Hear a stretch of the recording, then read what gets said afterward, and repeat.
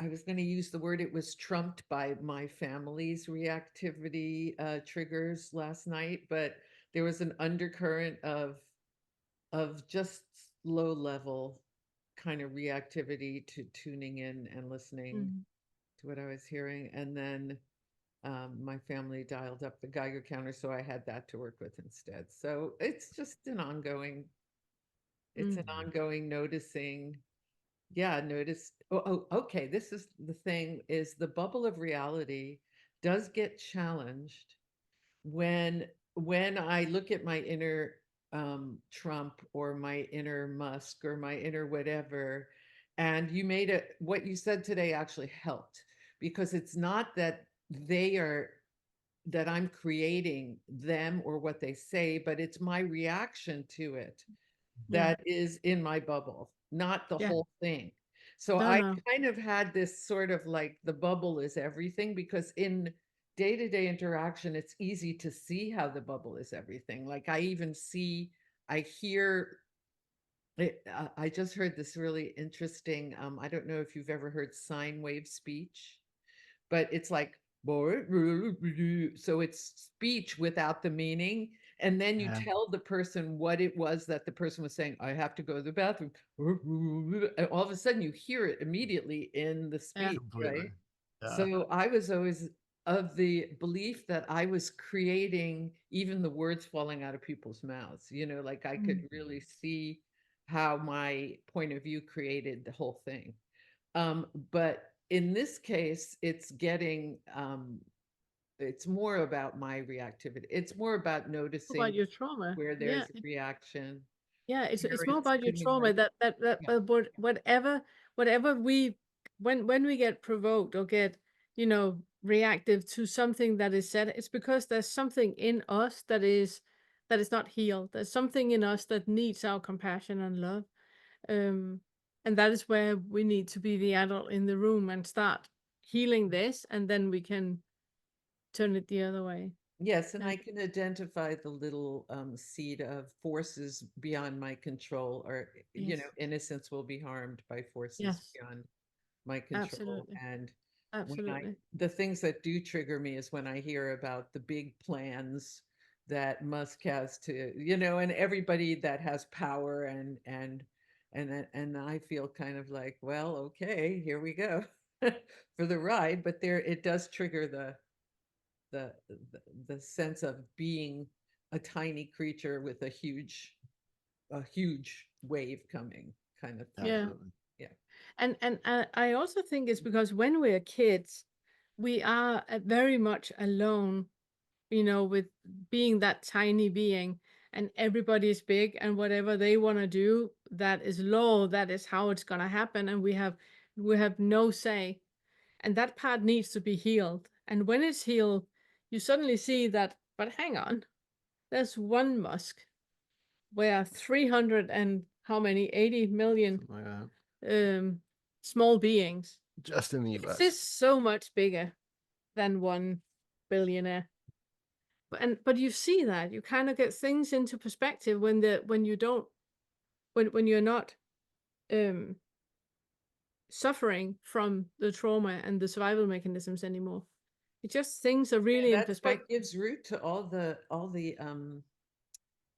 conspiracy theories, because at the root of all of that is the feeling of helplessness. Yeah, And Mhm. yeah, Absolutely. the big mysterious big they, yeah. has Yeah. control It's of just, me in my life, and yeah. they have a plan to squash me out. And so It's it's why we keep saying that the lower fives, it's about emotional intelligence. You are working with all the old shit that just makes you more emotionally mature.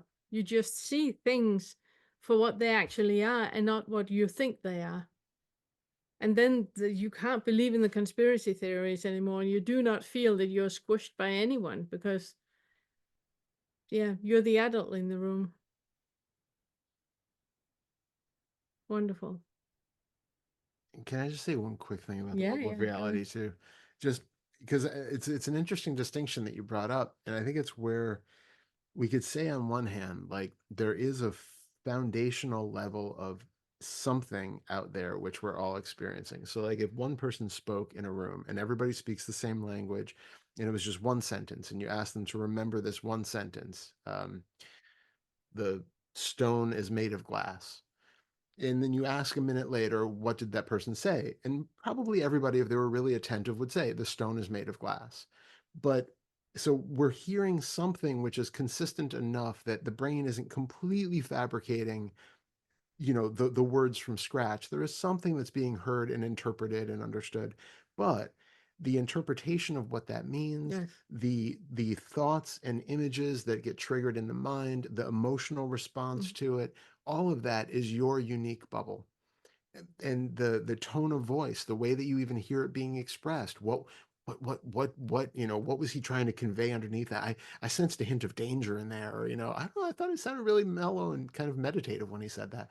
Like, all of those things are our bubble. So there's like a base level of reality, which is that untouchable thing that none of us have the ability to actually experience directly, because everything that we experience is a processing and fabrication of it by the brain. But it's like, so yeah, I think that's No, um but also that if you could ask all the people in the room, so what did he say? The stone is made of glass.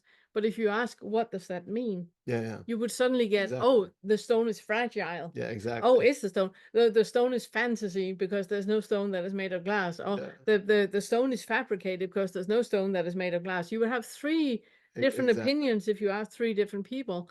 And that opinion of what was actually said, that is where the bubble comes up. exactly, That is where the trauma is represented, and that is where we can really hear from the verbal indicators how what are you actually saying about how you perceive the world. yeah, The stone is really, really fragile. Oh, yeah, interesting, yeah, interesting.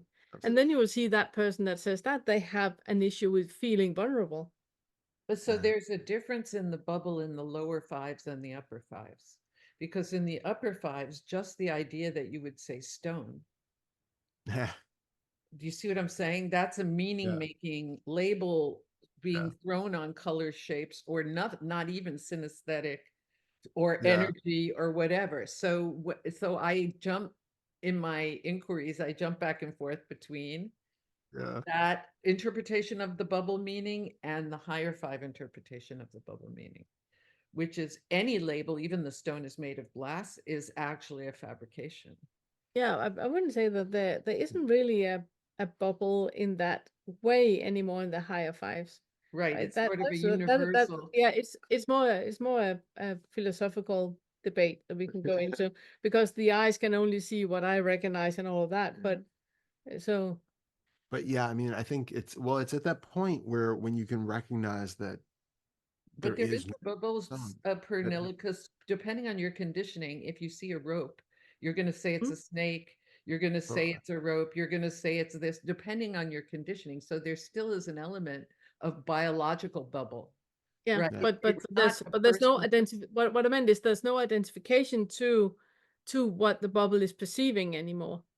So and that's but we need but to discuss that. yeah, because it's there. I think fundamentally, there's no way to experience anything without that bubble. I No, mean, there's no way to have, no matter no how matter what. fetterless we are, we cannot have a completely unfiltered experience of anything. It's just not in our biology. So I agree, whether, if the conditioning is even worked through so that maybe you lose your fear of snakes, and or at least it's tampered down, and you're more like calm and relaxed and less jumpy, and maybe you see a rope, and maybe there will still be some sort of vague association, or maybe there will still be something biologically that arises, some sort of sensation. But yeah, it's the stories about it, the association and all of that, that start going in those first fetters. And then more and more we can In the sixth fetter, we recognize completely dissolve all that. recognize that that's not a thing, Mm. that they don't actually exist in that way, but we can't say what it actually is. I mean, there is presumably either a biological creature that moves like that, or a piece of rope that's on there that is made of, hemp or plastic or something. But fundamentally, we can't say what that is from our perspective. We have to rely upon these sort of mid-level, like, scientific explanations for things, which can describe things on one practical level that is useful to a degree, but it doesn't get to that internal experience and how that is um, ungraspably different from person to person and from moment to moment, and has no foundational reality of its own beyond our projection. I was talking in another group about something similar to this, because any point of view really is identification. Yes. Even if it's taken as a purely mechanical perspective. Yes. Yeah. So that's where you get kind of confused in the later Fetter discussions Yeah. about how our interpretation creates reality, right? And what is, even though there's no self there telling itself a story or even having a fight or flight reaction to the snake, there's still conditioning which creates the thing that one person will see a snake and one person will see a rope. And that continues all the way to what these people were calling post omni. This was a POK group. So this POK group was talking about how we're all still conditioned to perceive things a certain way, right? But there's no meaning ascribed to it anymore.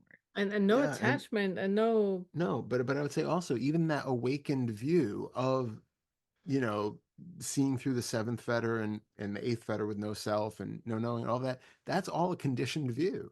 Like Right.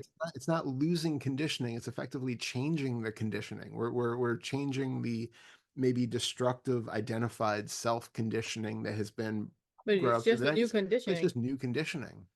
There's no way to completely bleach all of this in a way that just destroys everything. And in that regard, that is just, we are conditioned creatures. I mean, literally everything is causes and conditions, and the brain and the creation of experience and all of that is not separate from any of that. So I was using the word meat suit, and they said, well, that's your ontologic view, right? That there is a meat suit and that blah, blah, blah. So it's just that everyone who opened their mouth could not help but betray that even as far, quote, advanced as they are, they still have conditioning influencing. Absolutely. Because you open your mouth. Because you It's open your also, mouth. Exactly. yeah.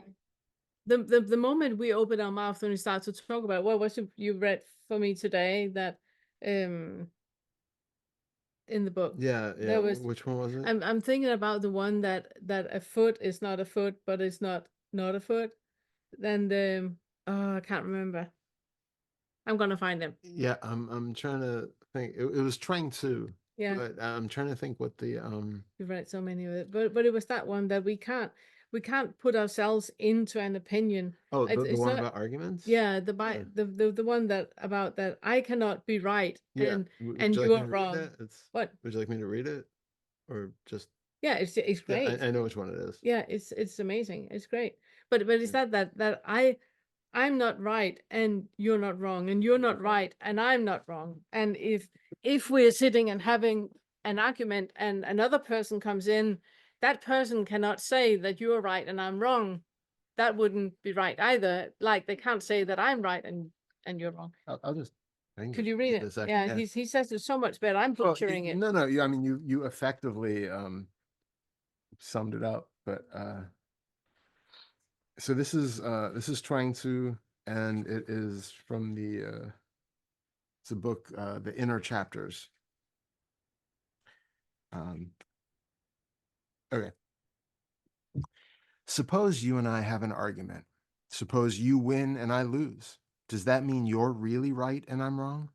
Suppose I win and you lose. Does that mean I'm really right and you're wrong?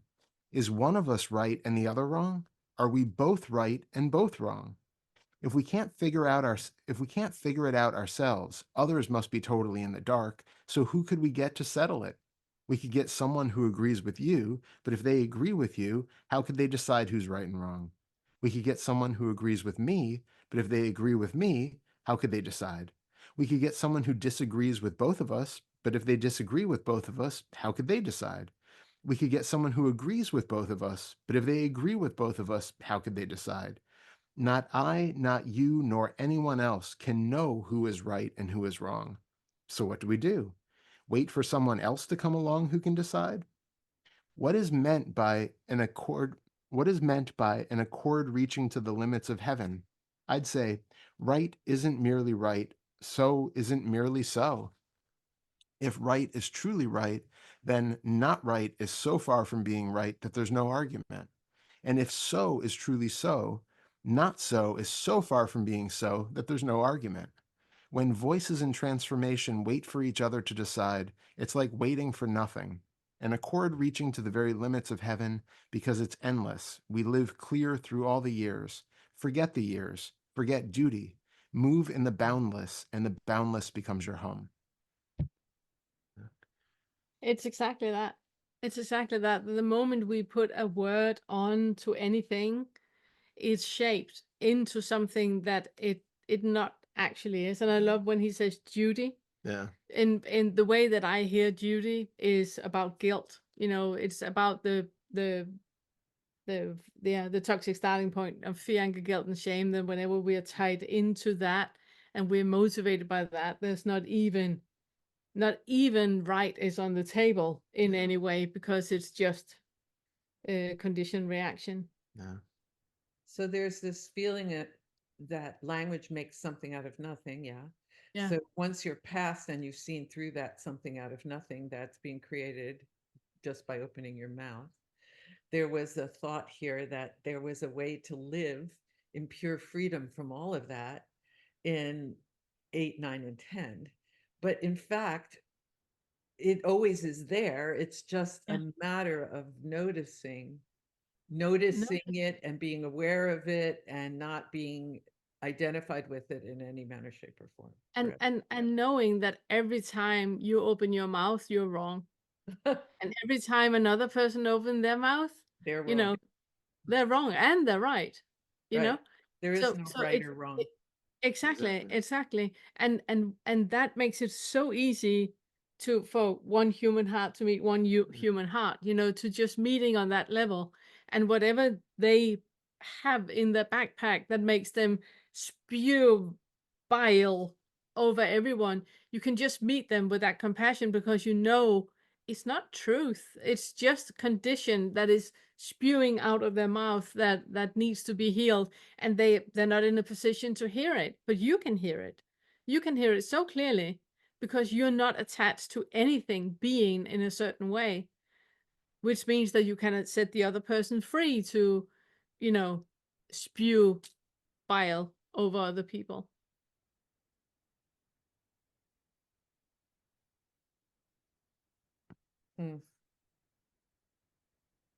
What would we talk about if we set everybody free to spew bile? There'd be nothing. The We talk about the leaves and the wind and yeah, and we couldn't even talk about that, because even when we put words on that, it's conditioned by something, and that is why often silence is so potent. That the best gift you can give another person is an ear. Just not the Van Gogh way, but just but giving your attention and your compassion to another person, and just listen to what they have to say. Very, very often when people, they start blah blah blah blah blah, they're talking themselves dry, and then there's real truth start to come out, and you can actually have a real conversation when all of that is out. But they're so used to spew spew spew, and people react, so they never get any deeper than that level. Yeah, that was the other last thing you said today that I took home, was drama is a distraction from feeling. Yeah. Always. Always, always. Yeah. All right, guys. Thank you. Thank you so much. Leela. Thank you. Thank you for everything. Thanks for all your Yeah, thank you for all your help. Appreciate it.